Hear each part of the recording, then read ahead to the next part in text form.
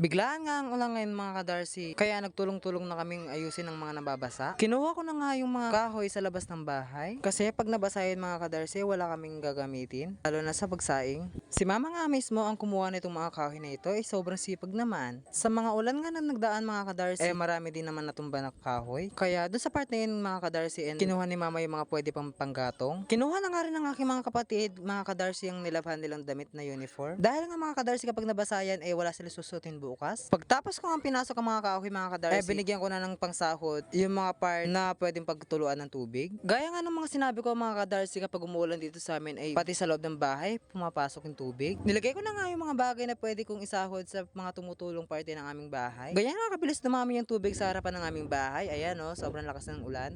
Super lakas ng ulan.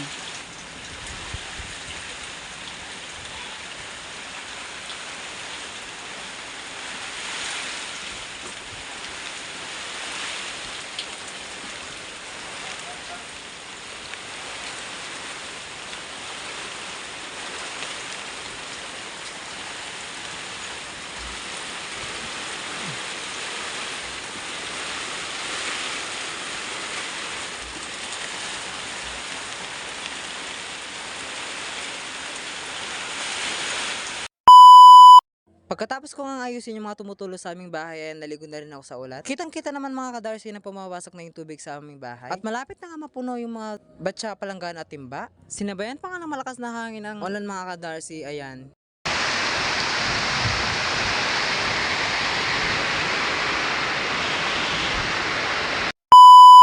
Nag-extra nga sa pagwawalis ang aking nanay mga kadarsi, kaya pag uwi niya ay naligo na rin siya. Sumabay na rin sa pagligo ang aking pinsan at ang aking mga kapatid mga kadarsi dahil hindi pa rin sila naligo. Kung napapansin niyo nga mga kadarsi, sobrang bilis bumaha dito sa aming harapan. Dahil nga sa parte na ito mga kadarsi, sobrang baba ng aming harapan.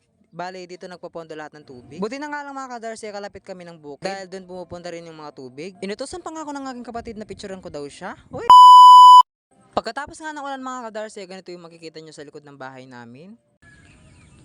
Habang nagbibideo nga ako mga kadarsi, ayan, nakatingin pala sa akin ng aking pusa. Tingin-tingin ka pa dyan, Ming, ha? Go! Ganito nga itsura ng aming harap ng bahay mga kadarsi, yung sinasabi kong mabilis bumaha. Ayan. Bago nga matapos ang video ito mga kadarsi, huwag niyong kalimutang i-follow, i-like at i-share ang aking video. At i-comment kung taga saan kayo para malaman hanggang saan umabot ang aking post.